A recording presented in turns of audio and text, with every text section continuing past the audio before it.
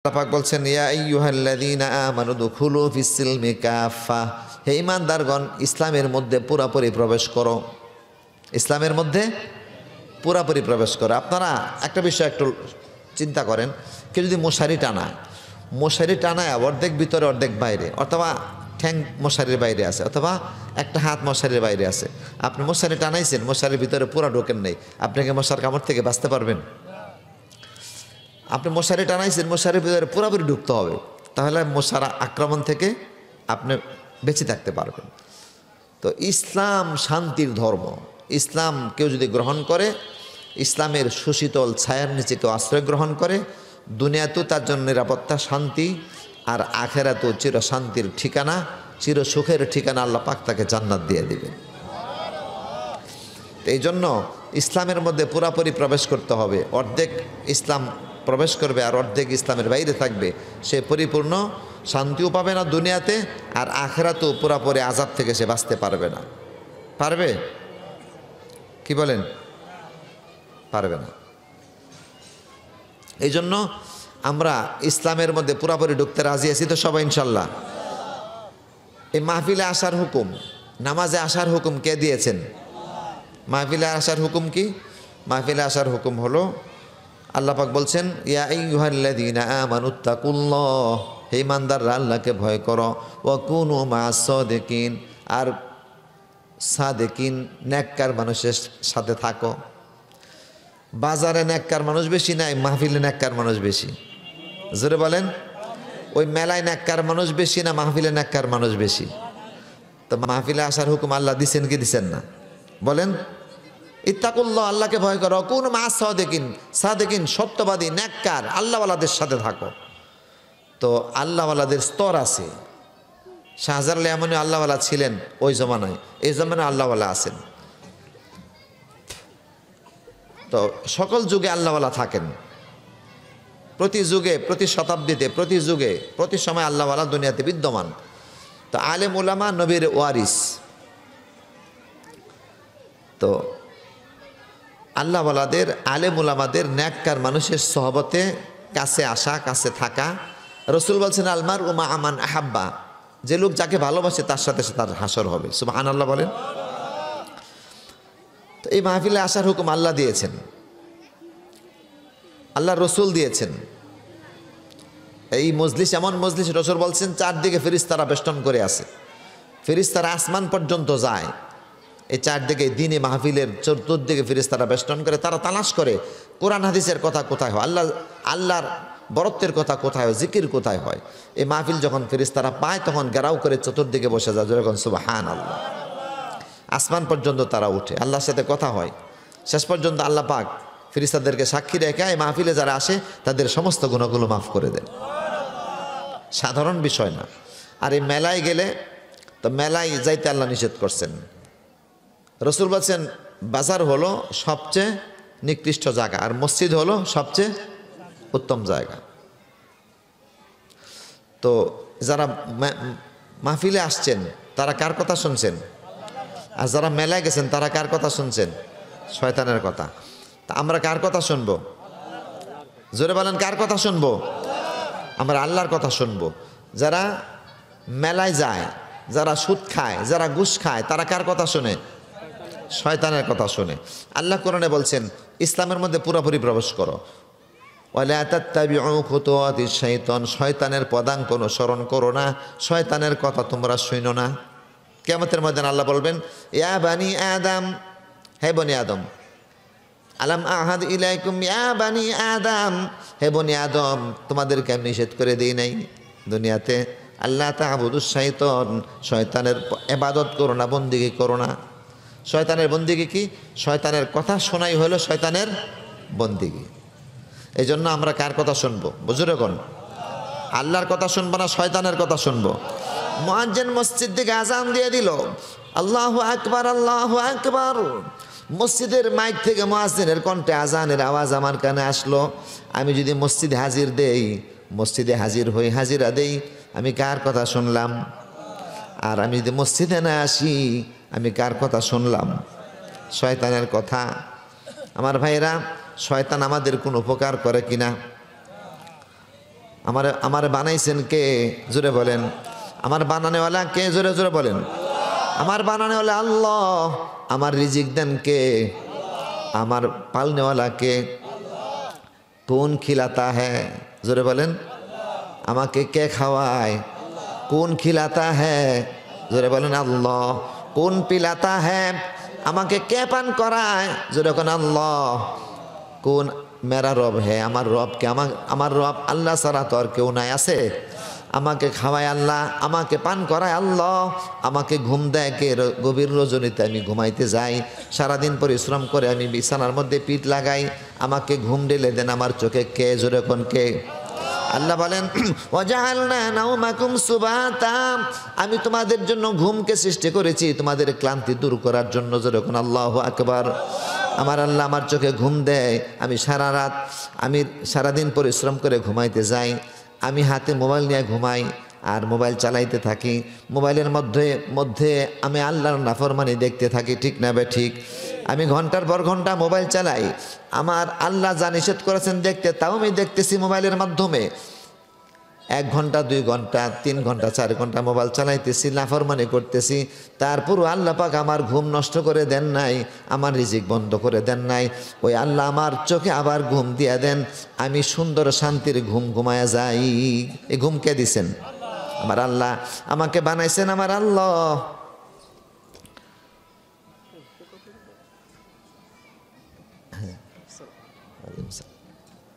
আমার বানানোওয়ালা আমার আল্লাহ।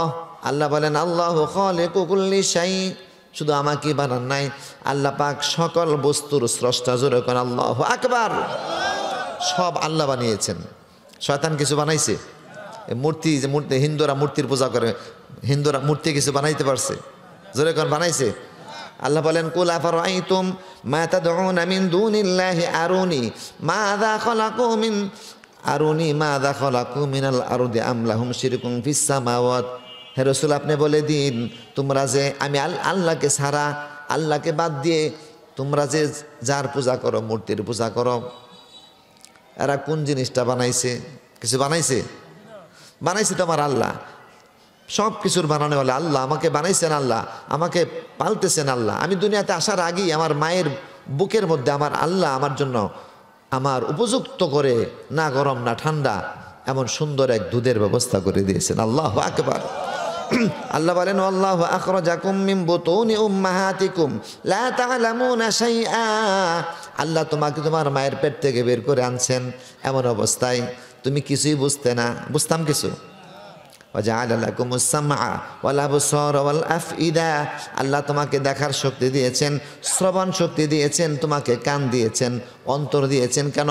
লাআল্লাকুম তাশকুরুন, যেন তুমি আল্লাহর শুকরিয়া আদায় করতে পারো। যেরকম সুবহানাল্লাহ। আল্লাহ আমারে কেমনে বানাইছেন? আল্লাহ পাক বলেন ইয়াখলুকুকুম ফি বুতুনি উম্মাহাতিকুম খালকাম মিন বাদি খালকিন ফি যুলমাতিন সালাস। তোমার আল্লাহ তোমাকে তোমার মায়ের পেটের ভিতরে 3টা অন্ধকারের মধ্যে তোমাকে সৃষ্টি করছেন। কয়টা অন্ধকার? 3টা অন্ধকারের মধ্যে তোমাকে সৃষ্টি করছেন। আল্লাহ ভুল করে না। অন্ধকারের মধ্যেও তোমাকে বানাইতে, তোমার চেহারা, তোমার মাথা থেকে পা পর্যন্ত সাজাইতে, যেখানে যা দেওয়ার সেখানে তাই দিছে। কি বলেন? তো এমন সুন্দর করে যে আল্লাহ আমাকে বানাইছেন, ওই আল্লাহর কথা শুনবো না, শয়তানের কথা শুনবো। কিয়ামতের ময়দানে মানুষ শয়তানকে বলবে সর্বনাশ করছস, তোর কথা শুই না, আজকে জাহান্নামের আগুন ছাড়া আমাদের কোনো পথ নাই। শয়তান বলবে ফালা তালুমুনি, আমারে তিরস্কার করো না, ওয়ালুমু আনফুসাকুম, নিজেদেরকে তিরস্কার করো। আমার কথা শুনছিলা কে রে? আমার কথা শুনছ কে? আমারে দোষারোপ করে লাভ নাই। ওয়ালুমু আনফুসাকুম, নিজেকেই নিজে তিরস্কার করো। আল্লাহ না করছে শয়তানের কথা শোনা যাবে। শয়তান দুশ্মন। শয়তান কি? শয়তান বন্ধু না দুশ্মন? জোরে কোন। শয়তান দুশ্মন। ফেরাউন বানাইছে শয়তানে। শয়তান এসে ফেরাউন রে বলছে, বস একটা কথা বলতে আসছি। কি কথা? আপনি কিন্তু আসলে মানুষ না। কি বলো? মানে ফেরাউন 400 বছর রাজত্ব করছে, 400 বছর সুস্থ, কোনোদিন অসুস্থ হয় না। 40 দিন একদিন পায়খানা করে। কত দিনে? 40 দিন একদিন পায়খানা করে। পায়খানা করা তো ঝামেলা আছে। কি বলেন? এখন বসে রয়েছেন না, হঠাৎ পায়খানা ধরছে, তা আপনি বসে থাকতে পারবেন? যাওয়াই লাগবে। ভালো একটা খানা খাইছেন দুপুরে, তো রাত্রে আবার খাইলে ঘুমান যায় না, পায়খানার জ্বালায়, কি বলেন, তাড়াতাড়ি বাথরুম করা লাগে। এই পায়খানা একটা পেরেশানির কাম। তো ফেরাউন আল্লাহ এমন নিয়ামত দিয়েছে, 40 দিন একদিন পায়খানা করতো। 400 বছর রাজত্ব করছে সুন্দরভাবে। শয়তান আইসে বলছে, বস আপনি তো একটা কথা বলতে আসছি। কি কথা? আপনি মানুষ না। শয়তান ফেরাউন বললো, কি আমি কি? এতদিন আমি মানুষই জানতাম। আপনি জানতেন না বিষয়টা, আপনি আসলে খোদা, আপনি আসলে। তো ফেরাউন বললো, তো আমার কী করতে হবে এখন? সবাইকে জমায়া বিষয়টা আপনি জানাই দেন, পরিষ্কার করে দেন, গোপন রাখা ঠিক হবে না। তখন শয়তান সবাই জমাইছে। ফেরাউন ফাহাশার ফানাদা ফাকালা আনা রাব্বুকুমুল আ'লা, সব জমায়া বলছে, হে লোক সকল, এতদিন পর্যন্ত একটা কথা তোমাদের কাছ থেকে গোপন রেখেছিলাম, এখন ভাবছি সেটা প্রকাশ করে দেওয়াই ভালো। তোমরা আমাকে এতদিন মানুষ জানতে, আসলে আমি মানুষ না, আমি হলাম তোমাদের সবচেয়ে বড় খোদা। তো ফেরাউন বানাইছে কে? শয়তান। শয়তানের কাজ হলো মানুষকে জাহান্নামের পথে ঠেলে দেওয়া। এই জন্য আমরা আল্লাহর কথা শুনবো না, শয়তানের কথা শুনবো। আজান দিলে মসজিদের বাইরে থাকবো না, মসজিদের ভিতরে ঢুকবো। কে রাজি আছেন? ইনশাল্লাহ। আল্লাহ আমাদেরকে তৌফিক দান করো। শুধু আমরাই না, এলাকায় প্রত্যেকটা ঘরে ঘরে একটা লোক বেনামাজি থাকবে। এটা আপনারা একটা লোক যাতে এমনভাবে মেহনত করবেন, মসজিদের ইমাম সাহেব হুজুর, মুয়াজ্জিন সাহেব, মসজিদের মুসল্লি, মসজিদ কমিটির সভাপতি, সেক্রেটারি, গণ্যমান্য ব্যক্তিদেরকে নিয়ে এমনভাবে মেহনত করবেন, আপনাদের এলাকায়, এ মহল্লায় একটা লোক যাতে বেনামাজি না থাকে। তৈরি আছেন তো ইনশাল্লাহ? কে তৈরি আছেন ইনশাল্লাহ? আল্লাহ আমাদেরকে তৌফিক দান করো। এই মহল্লায় বালেগ ছেলে, পুরো বালেগ ছেলে, বালেগ হয়ে গেছে, নামাজ ফরজ, এমন একটা ছেলে নামাজ ছাড়া থাকতে পারে না। মেয়ে বালেগ হয়ে গেছে, বালেগা হয়ে গেছে, সে নামাজ পড়বে ঘরে, এবং ঘরের মধ্যে প্রত্যেকটা মহিলা পর্দা মেশিন হয়। আপনারা এলাকার ইমাম পরিষদ আছে, কি বলেন, আছে নাকি নাই? এদের সাথে একাত্ম হয়ে এদের সাথে সহযোগিতা করে এই এলাকার ইমামরা যেহেতু ঐক্যবদ্ধ, ইমামরা চায় যে এলাকার মধ্যে সুন্দর একটা পরিবেশ, দ্বীনি পরিবেশ কায়েম হোক, ঘরে ঘরে নামাজি পয়দা হোক, ঘরে ঘরে আলেম হাফেজ তৈরি হোক, দিনদার মুত্তাকি পরহেজগার ব্যক্তি তৈরি হোক, মা বোনরা পর্দার সাথে চলুক। এমন সুন্দর পরিবেশ করতে হলে সকলের ঐক্যবদ্ধ মেহনত করা লাগবে। পারবেন তো ইনশাল্লাহ? বাংলাদেশে এমন গ্রাম আছে যে গ্রামে একজন বেনামাজিও নাই, এমন গ্রাম আছে কি না? বাংলাদেশে আছে। কয়েকদিন আগে একজন দেখাইলো আমার মোবাইলে, যে এক বাজার আজান দেয়, সব মসজিদে সব দোকান খালি থেকে, একটা কিছু চুরি হয় না। নামাজের পরিবেশ। এই জন্য সকালের সহযোগিতা লাগবে, সকালের সহযোগিতা লাগবে। এই ইমাম সাহেব একলা পারবে না, মসজিদ কমিটি একা পারবে না। আপনার এলাকাবাসী মসজিদের মুসল্লি যারা মসজিদে আসেন, আন্তরিকভাবে সকলে চাইবেন যে এলাকা আমরা এমনভাবে মেহনত করব।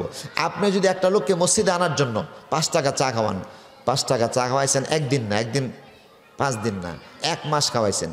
একটা লোককে মসজিদে আনার জন্য আপনি যদি একটানা 30 দিন 1 কাপ চা খাওয়ান, তাহলে কত টাকা খরচ হবে? মাত্র 150 টাকা। 5 30-এ 150।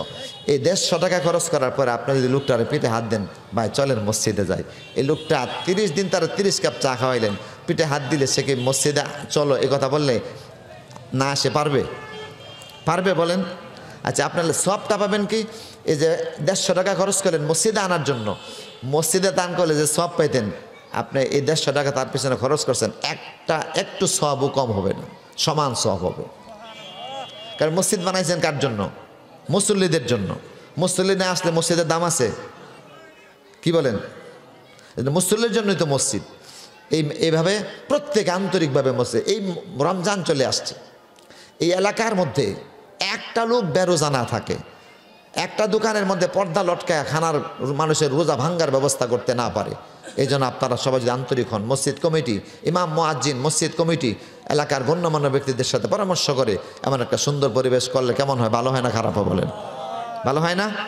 এই জন্য সকলের আন্তরিকতা লাগবে, তাহলে এলাকার মধ্যে রহমত আসবে, আল্লাহর বরকত নাজিল হবে।